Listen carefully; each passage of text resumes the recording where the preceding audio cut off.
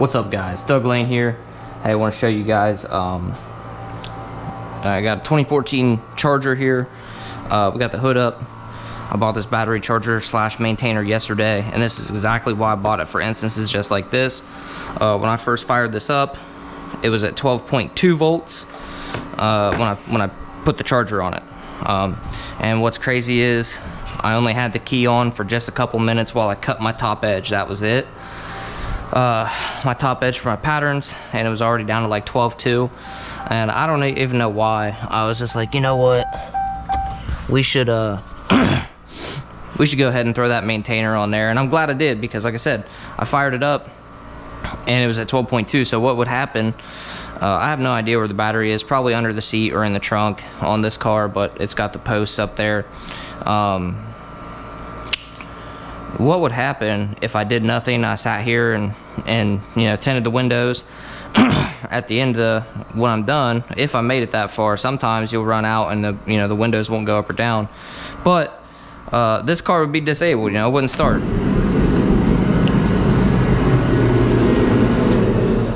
And that's a problem, because obviously a car that doesn't start is not good. Looks like we're missing some pieces there. But then it's a whole issue. A lot of cars, especially like your Hondas, if they get low voltage, they'll throw all kinds of engine lights, all kinds of maintenance lights and stuff, and they'll usually reset once you drive them. Like once you get the battery charged up enough and it gets back to regular voltage, it runs through a drive cycle. But you can avoid it. You can avoid that whole issue, because what's going to happen is, if a customer doesn't know or understand that, they're going to pick up the car and all they know is they dropped off a perfectly good car to you with no engine lights or anything like that, and they picked up a car that's doing weird stuff. Like I had one Civic that when you would turn the car off, the trunk would open, and it wasn't water damage or anything like that. It's because it was low voltage. Once it charged up, it was fine. But that's why I bought that, for little instances like that. I like I haven't, Shoemaker or Schumacher or whatever. I've got just a regular basic charger. It's just one of those deals. It's analog. But you have to manually do stuff. This will basically pick what mode you need. You can manually pick it too, and then once it's done charging, it'll just go to maintenance mode. So that's super handy. Kind of a set it and forget it. If you leave that one on 6 amp charge, thinking, just let it charge like 6 amp for a couple minutes, then you get sidetracked and forget about it. You could run into an overcharge situation, some bad stuff like that. But I'm gonna get back to this. I gotta cut these out, cut the strip out, and we're gonna be ready to start sticking some film. So thanks guys for watching. Hopefully that helps you guys. Like I said, if you're tinting, or if you're planning on, making a living out of it, get yourself one of those little chargers. Or a charger maintainer is what I would get. I do have jump boxes, but that works pretty well, especially to maintain it. So that's all I got for now, guys. Thanks for watching. So I wanted to grab one of these. I have a basic, just a really plain Jane battery charger. I've got a jump pack. Let's check out my original battery charger here.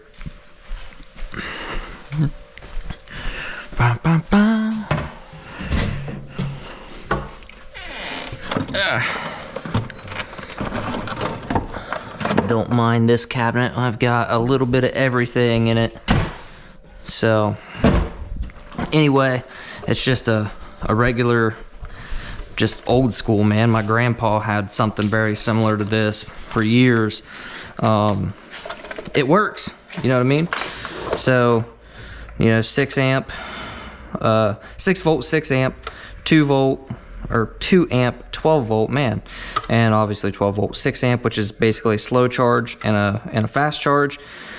But you just have this gauge here, but it's weird because it has like percentage charged, but it's not always accurate, and it depends on if you're charging at 2 amps or if you're charging at 6 amps. And so it just, I don't know. I always worry about overcharging stuff with it. Toss that right there for now. So I saw this and figured it's a battery charger. It's also a maintainer, and it's supposed to automatically see. We could read the instructions, but who cares? Fully automatic microprocessor control feature. Adjust the amperage rate to charge and maintain batteries quickly and safely with one push of a button. High frequency charging technology is over 20% more efficient and 50% lighter. It's supposed to work for AGM, gel, deep cycle, standards, blah, blah, blah. So, why do I need this? So, window tinting, once in a while you'll get either an old car or just a car with a weak battery. And what's really nice about it is you can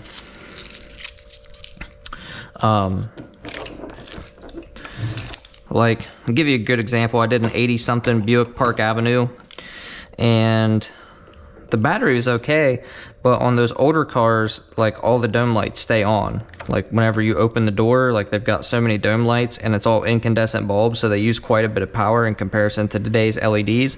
Most modern cars have a timeout function where you leave the door open for 15 minutes or more, or 20 minutes or whatever, it kills the lights to save your battery.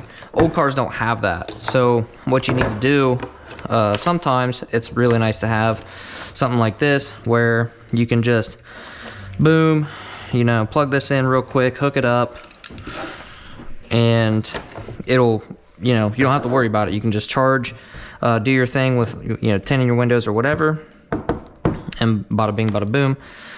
Don't really know what this little function here is for, but it is, interestingly enough, fused. Let's see what it's fused at.